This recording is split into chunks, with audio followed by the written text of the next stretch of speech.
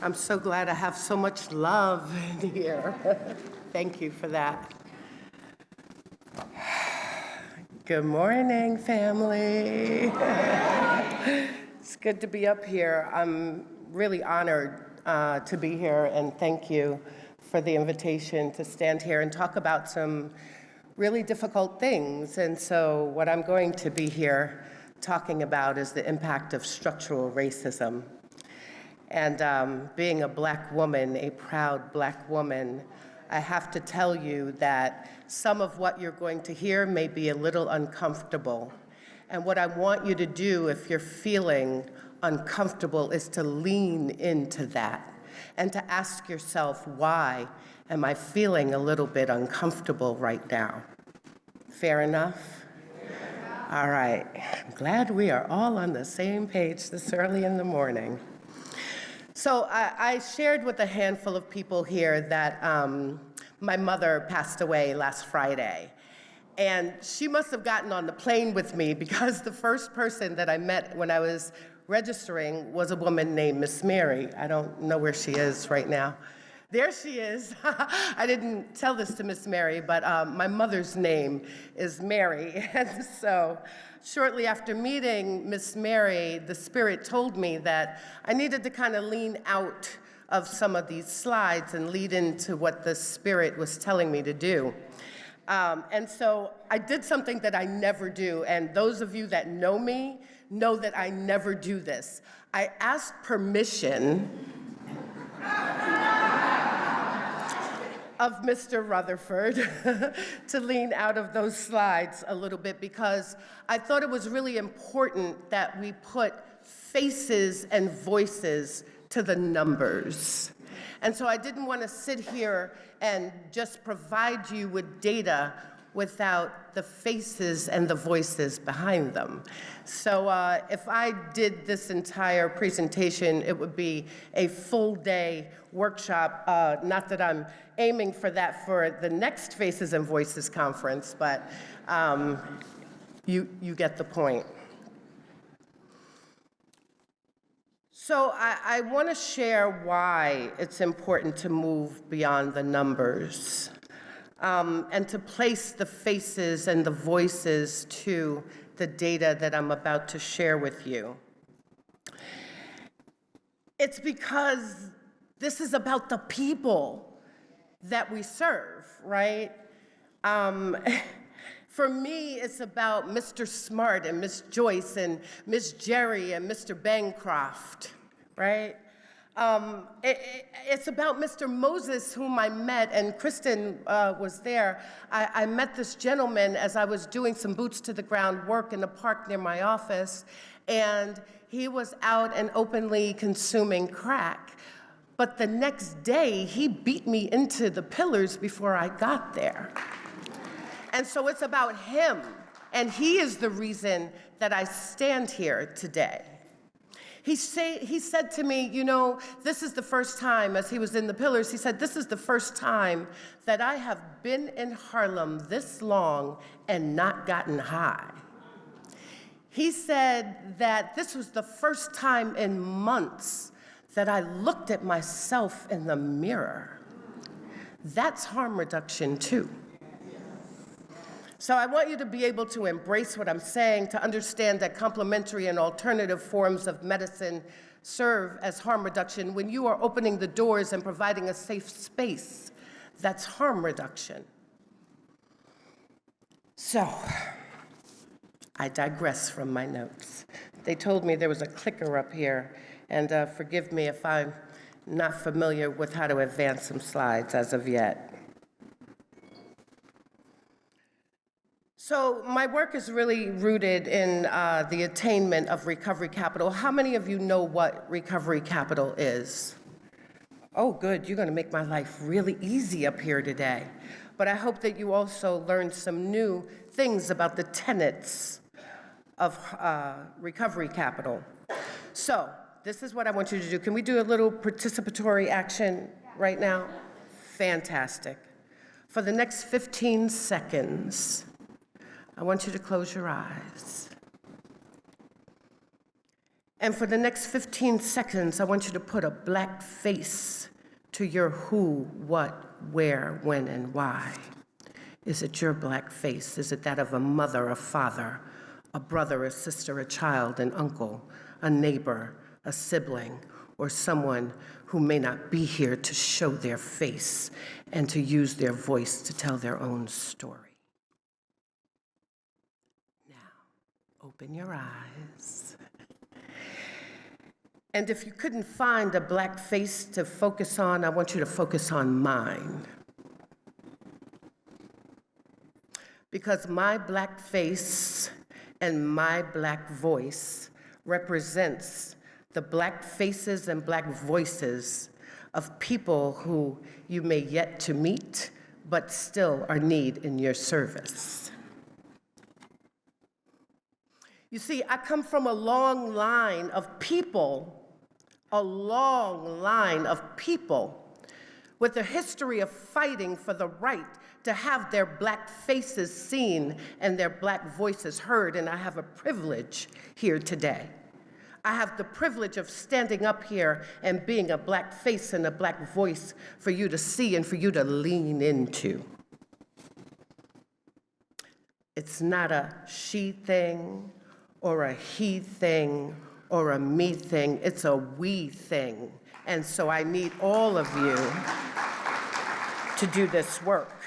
Recovery takes all of us working and pulling in the same direction for all of the people. Okay, so I'm here to represent the weak and the strong. I'm here to represent the powerful and the meek. I'm here to represent the educated and the uneducated, the wealthy and the poor, the housed, the street homeless, the men and women impacted by the war on drugs, or should I say, the war on thugs and welfare queens. You know they lied to you in the 80s, right? They lied to you. I'm here speaking for the children of single-parent homes and for others who were raised by strong black men. Yup, we got those too. So whose faces and whose voices are you here representing today? Who are you here to speak loudly for? Who are you here to stand proudly for? Whose face and whose voice are you bringing to Capitol Hill tomorrow? I hope it's a black one like mine. So during my intro, you heard some really important sounding positions that I hold, and none of that is really my legacy. I am proud to say I am Harlem born and Harlem raised.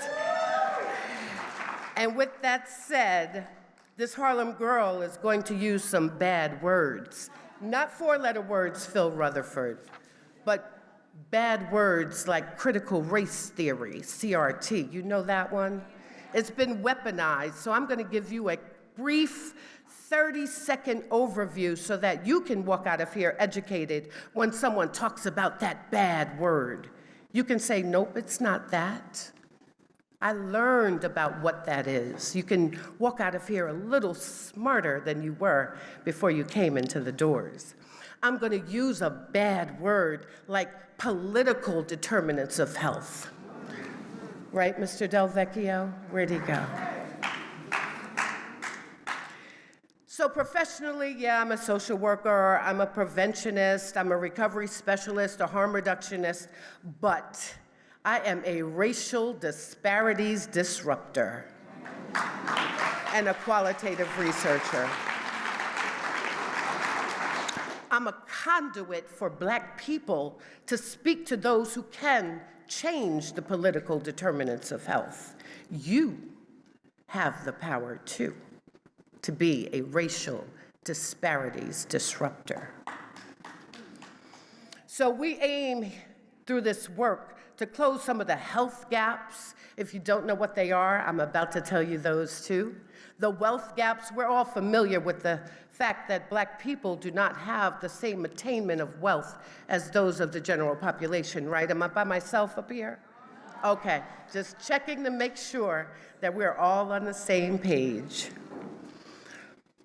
So I'm thankful that you're here, and I'm thankful that you do this work too, because God knows I can't do this by myself. And so to know that there are 500 people in this room willing to do this work with me, I am honored. Because together, we have a task to do. So let's dive into the lives of the people that you put those faces to. You did that, right? I'm going to make this quick. I'm not going to read this slide, but we do have some learning objectives, and I'll go through them quickly for you to learn how structural racism impacts the attainment of recovery capital of people of color who use drugs. POCWUD. Yeah, I coined that one myself. Anyone who knows me knows that I'm like an acronym queen. PILLARS actually stands for Positive Interventions for Living Life with Addiction Recovery Supports. And so we're also going to increase our understanding of the attainment of negative recovery capital, because on the side of the recovery capital scale is negative recovery capital. And so we also need to be aware of the impact of negative recovery capital when we are working with the people that we serve. And I hope that we gain a knowledge of how to use, how to implement an anti-racist framework in the work that we do. And so I heard in one of the presentations, I think it was yesterday, that there is a group of individuals here that focus on indigenous people.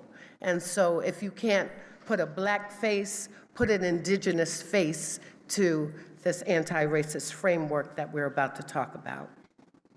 So this research is guided by this presentation is guided by my research, and it really serves as a flame to fuel me.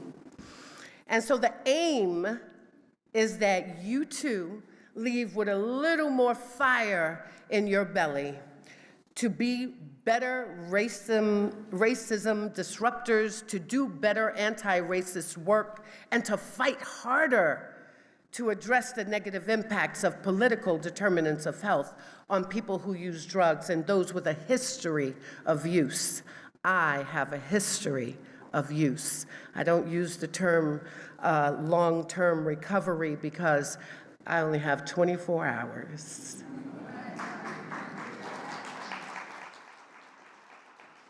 So this is what's happening in the state of New York. In New York, more New Yorkers die of drug overdoses than homicides, suicides, and motor vehicle crashes combined. But there are racial indicators to this work. And see, these numbers are where I want you to look and see the face of the black person that you had in your mind's eye. Because here is where we begin to see the impact of structural racism. We see poverty indicators in this work as well, so that we know that communities with the greatest rates of poverty also have the highest incidence of overdoses. In New York, those communities are heavily populated with my Latinx brothers and sisters, and East and Central Harlem, which is where my black people are concentrated as well. So there's an intersection. There is a serious intersection. This intersection is not unique to New York. There's an intersection between race, poverty, geography, and addiction. And we need to talk about it. We need to be about it. So, the second bad word I'm going to use is intersectionality. And I say that because most people don't know what intersectionality means. They think that it means I'm a mom who lives in the suburbs, who drives a van, and I, go to church on Sundays. So, nope. Nope. Intersectionality, as Kimberly Crenshaw determined it to be, is rooted in oppression. So let me define for you my intersectionality.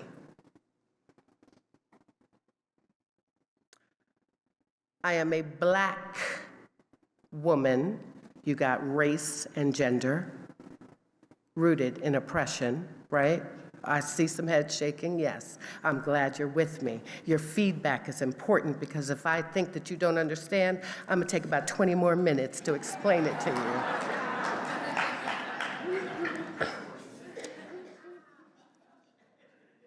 I'm a single mom, although my children are amazing and brilliant and funny and talented. I lived in abject poverty, although as a child I didn't know it, like most black people, right? I was standing on the cheese line to get the peanut butter, the eggs, and the cheese, you know, that cheese that wouldn't melt, but I did not know that I was poor because I lived in a community that loved me, although they too were in abject poverty and under siege. But I digress. I was born to two individuals who used drugs and alcohol daily. And I myself was addicted to crack cocaine.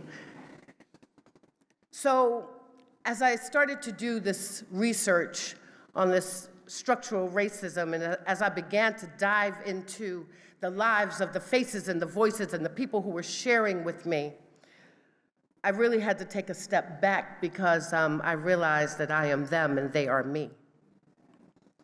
I had to intentionally journal during this process.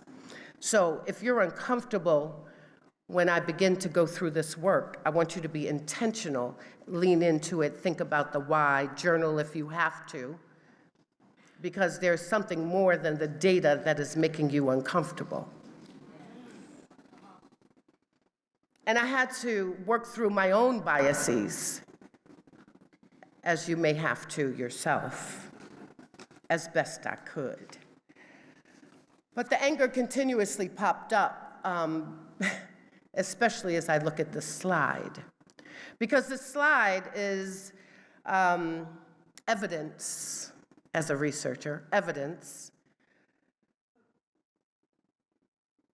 that the government knows what structural racism is. And so I'm going to read this one. In October of 2021, the New York City Board of Health declared that the service and care received by Black New Yorkers reflected long-standing structural racism, which impacted their health and well-being, thus defining it as a public health crisis. So my research was often feeling like a self-exploration than the exploration of the lived experiences of the people who were sharing with me. I told y'all it was a we thing, right? Yeah, and so I found myself often in the same traumatic states as the people that were sharing their own personal experiences. Their faces and their voices were telling my story. And after I became profoundly sad, I figured I better do something. I almost said the S word. I better do something about this. Because I was in the midst of understanding that their individual trauma in a community setting became collective trauma, and then that collective trauma became community trauma.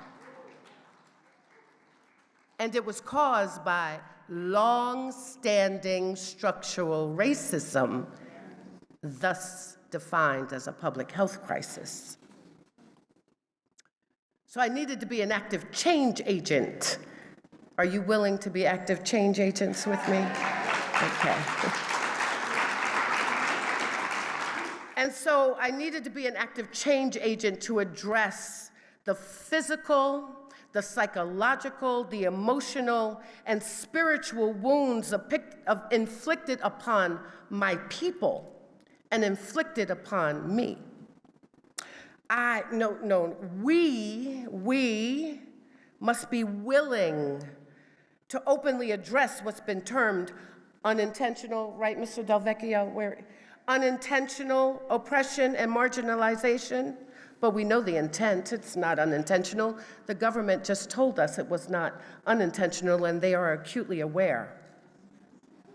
So we all know all too well the intent of structural racism. If you don't, you're about to find out. So we have to be intentional about disrupting anti-Black racism in the fight for equity. So, let's look at some of the negative impacts of structural racism on people of color.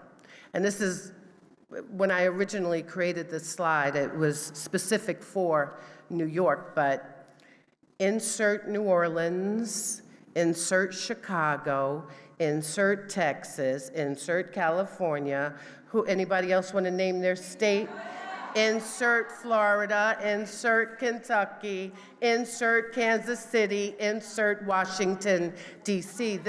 Insert Wyoming, Minnesota, Ohio, Mississippi, Alabama, Pennsylvania, Massachusetts, Georgia.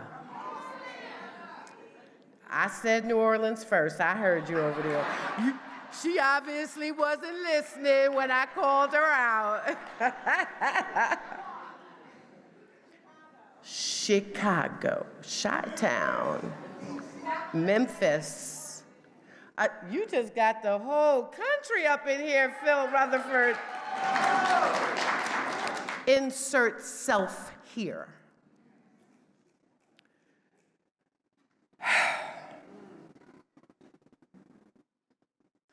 It's real easy for the government to be immersed in the data, right? But we're immersed in the people. We're immersed in the faces, and we're immersed in the voices. We're immersed in the fact that people are housing insecure and uninsured and underinsured and living with chronic diseases, living at or below the federal poverty line, those that could not afford a ticket to be here. I'm preaching to the choir. Those that are being miseducated in segregated schools. I'm going to talk a little bit about that later, too. And those with higher rates of negative recovery capital than others. So while they're immersed in the data, we're immersed in the faces and the people that we serve every day. And so the fact that disproportionately Black New Yorkers have the highest rates of increase of overdose deaths in New York City than the general population is unacceptable to me. It's unacceptable because they're impacted by death. Now, that's the ultimate impact of structural racism, but they're impacted by mass incarceration. We still have thousands of Black men who are either incarcerated for low-level drug offenses or under judicial supervision. Why is that? And then when there were too few male Black bodies to fill the machine that is rooted in capitalism and the carceral system, they moved to the Black woman. And then when they ran out of Black women, they created the school-to-prison pipeline. So then they go after the Black children. If you think that I'm talking about something that's not real, turn to a Black person next to you, because it is their lives and their experiences that are truth, and I am here to speak truth to power.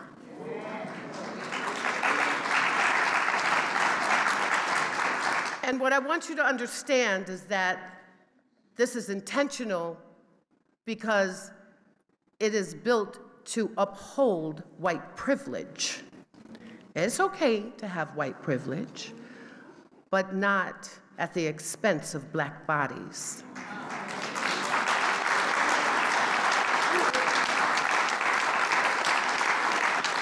It is not okay to advance your racial privilege, to enhance your economic standing, the standing of states who we know capitalize on Black bodies as well, or corporations that capitalize on Black bodies as well.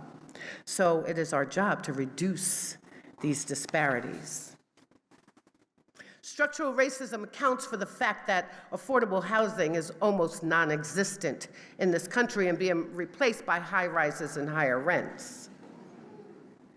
It's why Black children are being educated in educationally segregated institutions and staffed by newly white graduating teachers with zero cultural responsive training. Structural racism is why hospitals in predominantly Black and brown communities have beautiful murals and glass atriums, but not enough healthcare workers or PPE to serve the people when we need them.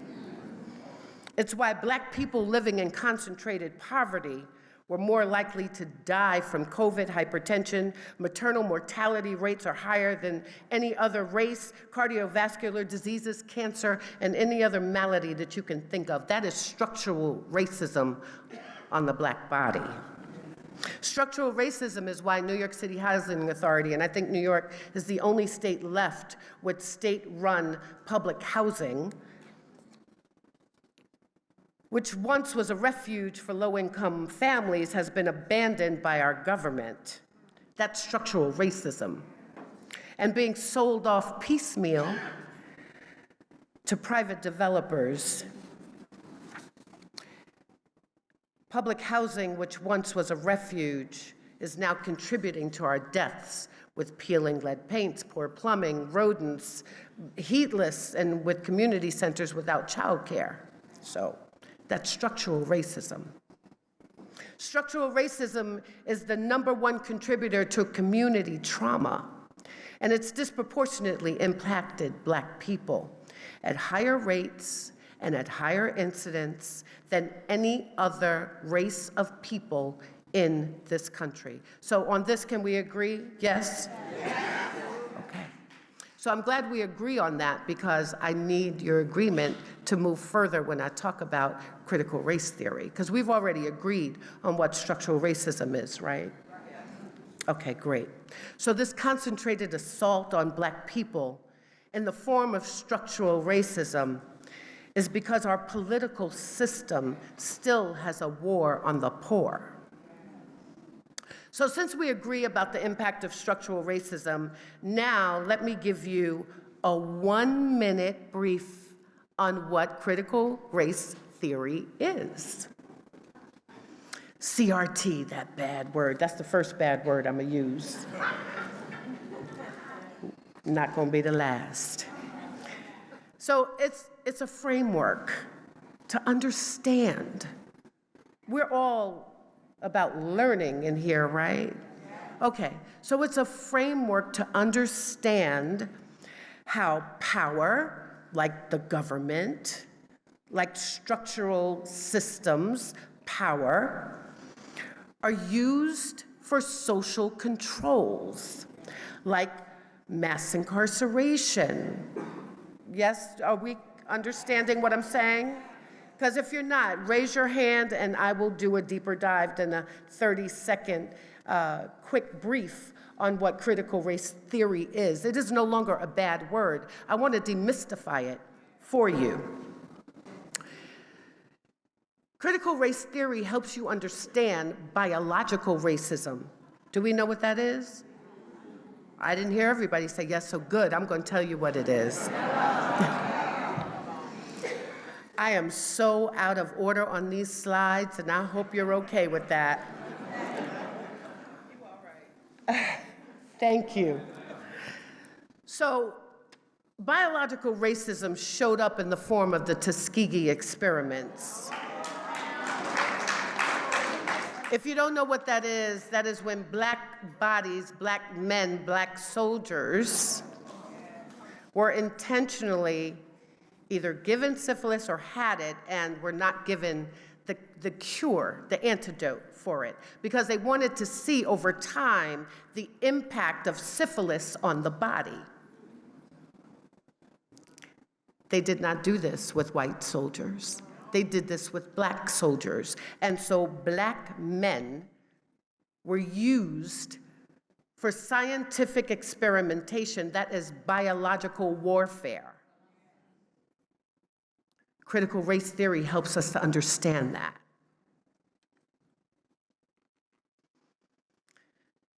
Critical race theory helps us to understand how drug policies were used to weaponize addiction, people who were participating in other forms of economic gains, because some people just trying to feed their families, I get it. But how laws were used to weaponize, laws were used as weapons against Black people. If you don't understand what that means, let me tell you about the 500-to-1 crack cocaine to powder cocaine disparity laws. Do we all know what that is? Okay, so I don't have to dive deeper into that? Okay, so that is systemic racism and how critical race theory can help you understand how laws are used as power for social control over Black bodies.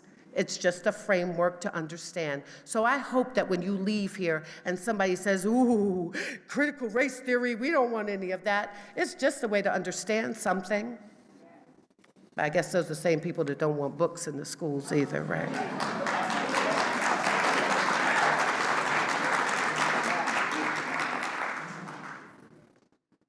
So I want you to hear, because we're all going to Capitol Hill tomorrow, right? Many of us are going to Capitol Hill tomorrow.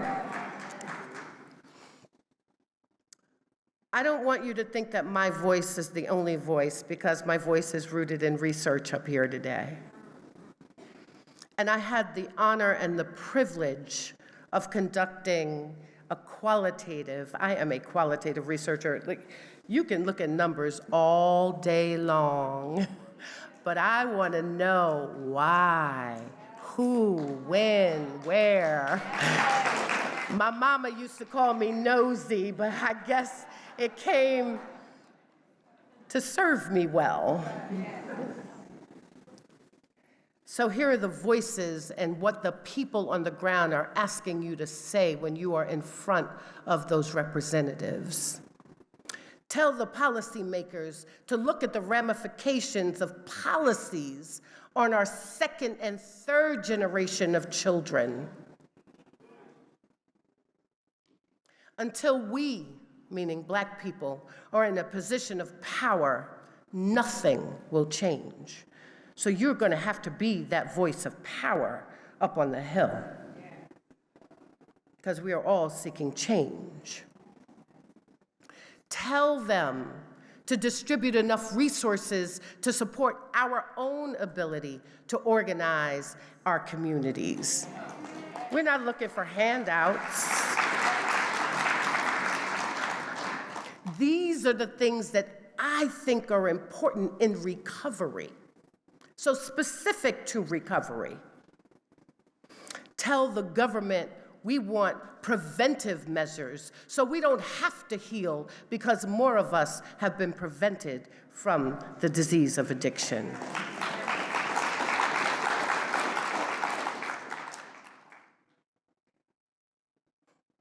Nothing is stable or sacred today if they, government, choose to change the laws which are trying to do with us voting, having a voice. They will do so. We've seen suppression, right?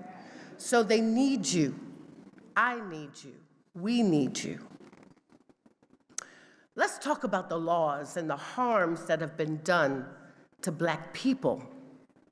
The drug laws. It's hard for me to stand here and read this, but I'm going to do it anyway.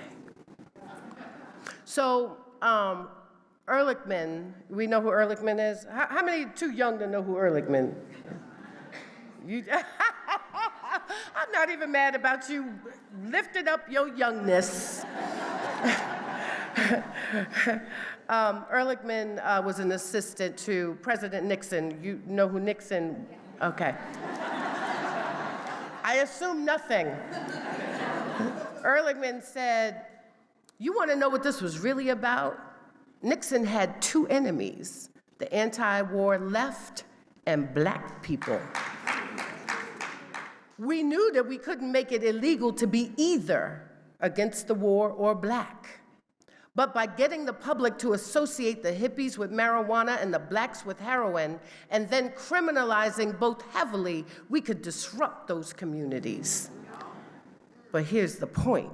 Did we know we were lying about the drugs? Of course we did. That is weaponizing the law against black people. Critical race theory helps you to understand that. I'm going to keep going back to that because I don't want you walking out of here thinking that CRT is a bad word anymore. So the people in my research study, they really helped me to understand how this directly impacted them, because we heard the intent, right? We talk about unintentional marginalization and unintentional oppression. The intent is real and we know it. And so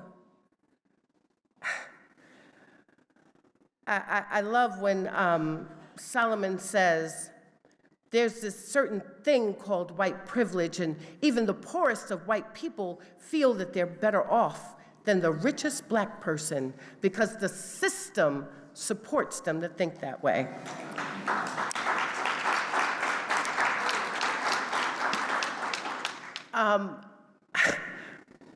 I think some of y'all may have heard some things when Obama was in office. Yeah. Twice Ivy League educated black man, but then still there were others who did not have the education nor the status who thought that they were better than him because of the color of his skin. Monique said, I look at the treatment and the recovery presentation, and all of the people who were addicts were black, but all of the people who were talking about the beautiful life of recovery were white. I just said to myself, where am I represented in this recovery movement?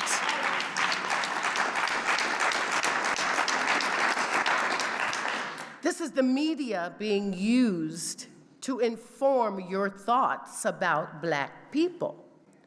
That's structural racism, and critical race theory helps you to understand that.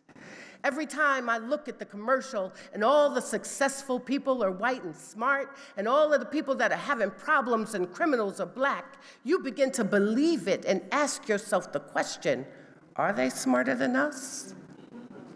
By the end of the day, after dealing with the racial imaging and the microaggressions, you're exhausted. So now that you know what the problem is, who's ready to do something about it? Okay.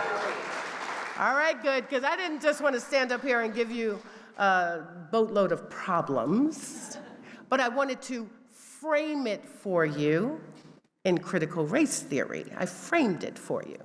So good, I'm glad we're about to, are we ready to take action? All right, let's do it.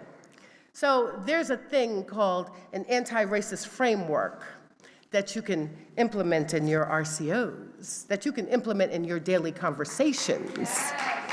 So even if you don't have an RCO, you have recovery housing, right, Van? Yeah, you can do this no matter where you are, where you work, who you're speaking with. I had the privilege of sitting next to someone at the equity dinner, and they said, you know, in conversations with my family, and my family tends to have racist ideologies, I let go of my own moral values, and I join in because I don't want to be rejected by them. I get that. But here's some tools that we can use to develop our own anti-racist framework in our conversations and in our work. So let's first understand, because I love framing things, what is anti-racism? And I really want to say anti-black racism, because let's call it what it is, right? Anti-black racism. So in a racist society, it's not enough to be non-racist, not see color, ride the line. We must be anti-racist. And I wish I had said that, but that was Angela Davis who coined that. And so anti-racism is defined as the work of actively opposing racism by advocating for changes in political, economic, and social systems. Anti-racism tends to be individualized, but we collectively can inform and implement opposition to racism. So, what do you see when you look at this slide? This is the part where you get to participate. Racism, what does that mean? Black people use drugs, white people recover. Okay. Black people use drugs, white people recover, black people go to jail, white people recover. Anybody else? What do you see? Disparity, what does that mean? It's not equitable. Stigma. Say that again. Woo, white faces are mourned and black faces are buried. Powerful. Yeah, this is nothing but stigma that is informing how we think about white faces that are in addiction compared to black faces that are in addiction.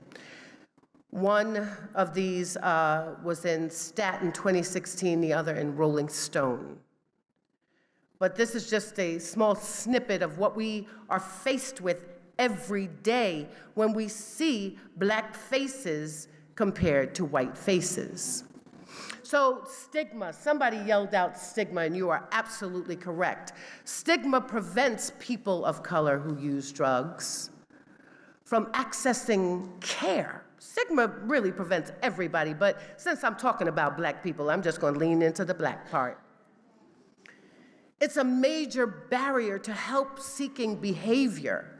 When people are labeled and judged, embarrassed, photographed at their worst and put up next to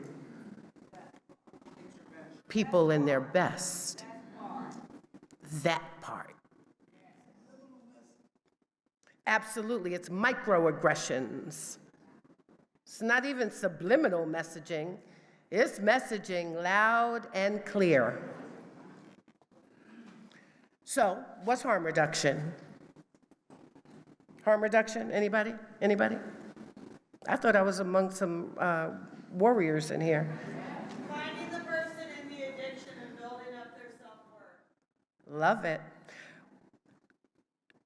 I was going to add something to that, and I'll get to it in a minute, because what I do know is that I do not have any power to build up anybody's self-worth. But what I can do is I can open up the doors to the center, and we can collectively heal our trauma. Harm reduction. Harm reduction is a set of practical strategies and ideas aimed at reducing negative consequences associated with drug use. Harm reduction is also a movement for social justice built on a belief, that's cultural capital, and respect for the rights of people who use drugs, because they have rights too, right? Yeah. I want us not to forget that. So here are some ways that we can begin to implement and build an anti-racist framework toward recovery capital and the attainment thereof. We can establish quality of individual and community life and well-being. I do that so beautifully, as Mr. Rutherford described in the pillars. It's built, you feel the love when you come in the doors. Why wouldn't I want to go back to a place where I feel loved? I have a gentleman that I now hired, but when he first came into the center, he was there every day. He would beat me to the door in the morning, and he would walk me out as the last person at night, and he did this every day for months. He then took a suggestion. I said, hey, have you tried acupuncture? He said, no, but I'm willing. I said, okay. We have a partner upstairs that does full body acupuncture. Gave it to him twice a week for 6 weeks. The last time that man used was August 9th.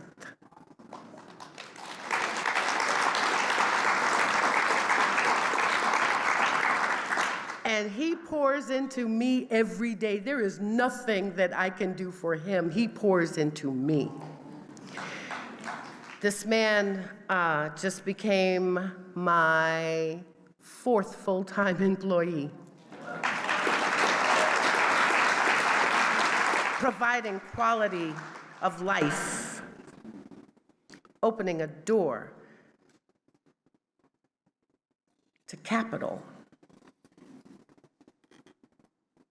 So when you begin to join in this harm reduction and anti-racism as one tenet toward working with people of color who use drugs, you begin to disrupt that intersection of criminal justice and drug policy and political determinants of health.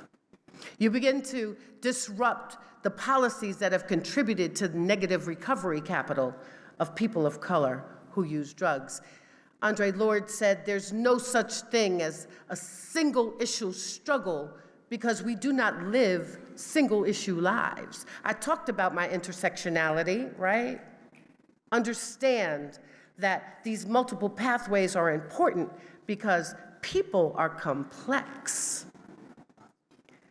We need to recognize that the realities of poverty and class and racism and social isolation, past traumas and sex-based discrimination and other social inequalities affect all people, but Black people's vulnerability.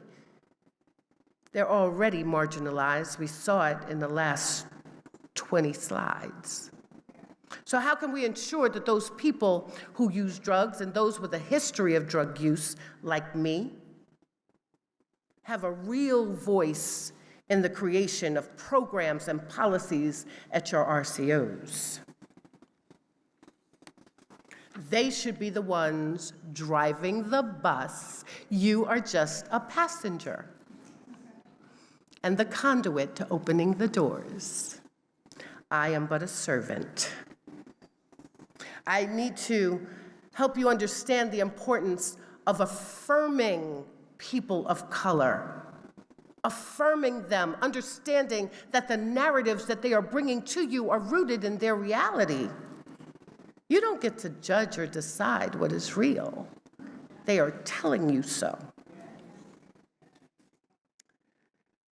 So, this is what recovery capital is for those who may not know, because it's important to know what recovery capital is so that you can help people to attain it. Human capital, okay, you can read if you want to, but who knows what human capital is? It's how I think about myself, my health, my internal resources. That's my human capital. The physical capital, my housing, my economic status. Do I have money in the bank? Do I have a car? Do I have transportation? That's physical capital. My spiritual capital. Am I connected to a higher power, a faith-based membership? Social capital. Am I in a community that is conducive to my recovery? Healthy relationships.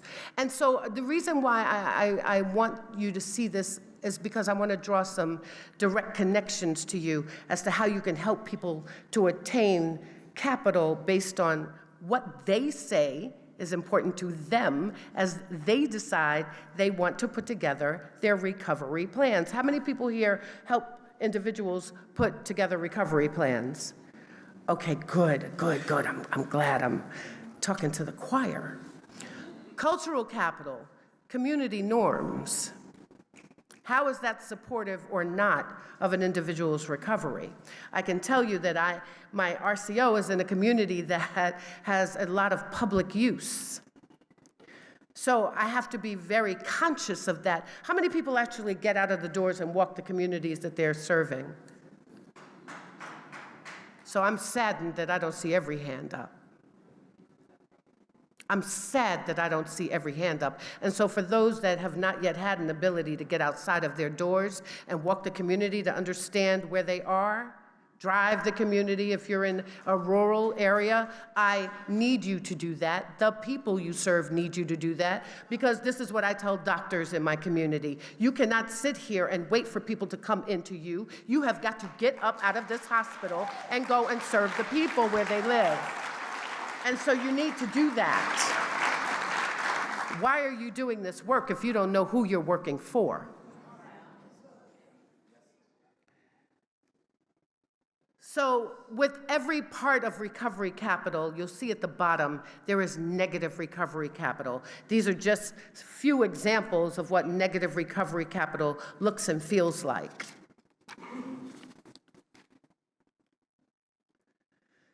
And so there are reasons to assess for it.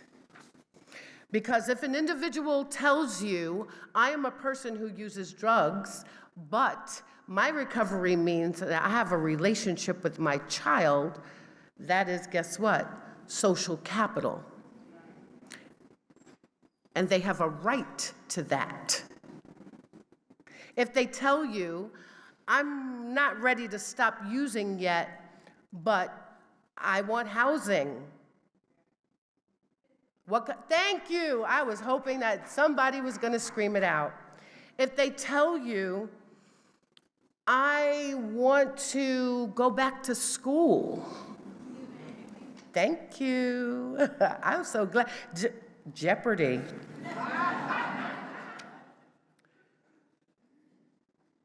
So I'm going to take this back to anti-Black racism, because we need to actively oppose anti-Black racism as we're looking at the tenets of recovery capital and the impact of negative recovery capital.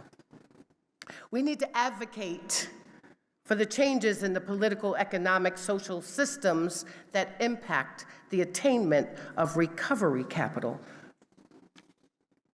We need to do this on the ground with our neighbors. We saw the impact of media. We need to do this in the media and at the legislative levels. We need to continue to expose the fact that Black people are under a systematic attack, and by doing so, we will publicly address that structural racism is working exactly as it is intended, which is to inflict financial, judicial, human, cultural, and social trauma on Black people. So I'm proposing that we demand that our elected officials in this country equitably fund the recovery capital of Black people.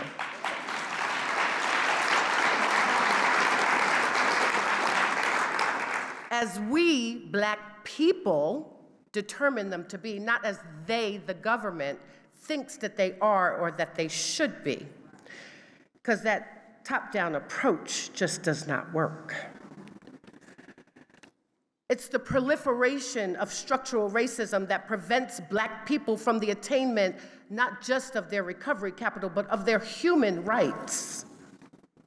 It contributes to our stigmatization, our stagnation, our generational trauma. And I know that I'm not alone when I speak of this. I know that there are others here with a desire to create a movement toward equity, because we were at this equity dinner, right? It wasn't just about the rolls and the chicken, which was delicious, by the way, Phil. We need to go to our electeds and tell them to create legislation to change the political determinants of health which negatively impact Black people. So when galvanizing, as we will do tomorrow, we need to think about each other. It's not all in the hands of the electeds, because here is where I ask you to do something as well.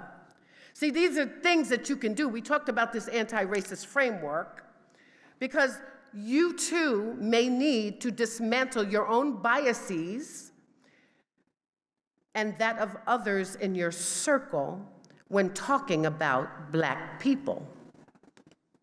See, the dictionary says that a community is a group of people living together in one place, especially practicing common ownership.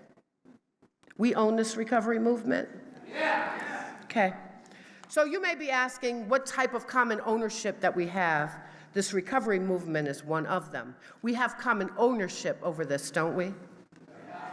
So our ownership is far beyond the property lines of this hotel, the state lines from which you are all from. Our ownership is more about our mindset, about the community, and about each other. It's about our house. And our house is everywhere that we are, especially when we're in this recovery community. Our house is about our thinking. It's about our brothers and our sisters, our commitment to dismantle anti-Black racism. It's about our mutual respect for those who may look different from us. So please, please take a second to think about the condition of your house. Does your living space up here and in here need to be renovated? Do you need to reconstruct your foundational thinking about who you are in conjunction to others in this recovery community, especially Black people? How often do you clean your house? Do you take an inventory of your thoughts, your biases, and your actions toward Black people with whom you interact? I'm asking you to join me in the construction site to build anti-racist bridges that connect us in our hearts, in our minds, and our spirits in this recovery movement. I'm asking you to build an anti-racist bridge between us and the generations to come and to pass on those blueprints of an anti-racism and recovery movement to our teens, our youth, our young adults. I'm asking you to see them as the next set of contractors and the road toward a fair and equitable society. See, every day, I ask God for two things and two things only. They are an ability to hear what He is asking me and the willingness to do what He is asking me the first time He asks. Usually it takes three. I heard you, but I'm still gonna do this. I heard you, but I'm still, okay, fine. And every day He asks me to reach out my hand to support another person, and I do that.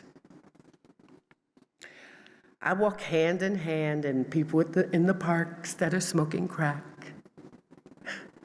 because I know that one day they may walk into my center. I've built a trust being where they are.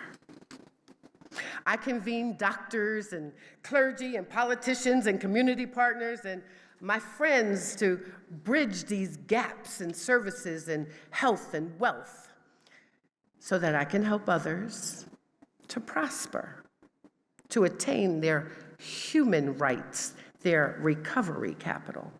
So I'm proposing that we create a movement, one that supports fair and equitable distribution of resources for Black people in recovery, one which supports them to thrive, not just to live. We all deserve to live, work, and play in a society that cares and supports us, one which is worthy of a legacy. So what will you do? This is where the participatory action research comes in. What will you do? What part will you play? What piece of the legacy will you leave in your community? I'll tell you what I'll continue to do. I will coalesce, cultivate, create, convene, rally, educate, advocate, activate, delegate, and relegate. That's what I do. People here know me. I will demand equity in funding and equity in research and equity in financial, employment, housing, and social opportunities for my people, Black people. I will speak truth to power when discussing the impact of political determinants of health on Black people. I will fight for my Black people to live, work, and play in a community which is clean and accessible and affordable. So I'm here and I will not be moved. I'm a loud voice at the tables where most of my Black people don't have an opportunity to sit. So I pray that we commemorate this day with the cultivation of a two-part plan, because I never believe in walking away without action. That we dismantle the political determinants of health, which negatively impact Black people in the form of structural racism. And that we move beyond our own complacency, comfort, and biases to develop a movement toward equity. This today is where we lay the foundation toward a comprehensive plan for bridging the racial health and wealth gap and to heal the bruises left by America on the backs of Black people. So may we lift our voices as one and say, no racial justice, no peace. No racial justice, no peace. No racial justice, no peace. Thank you.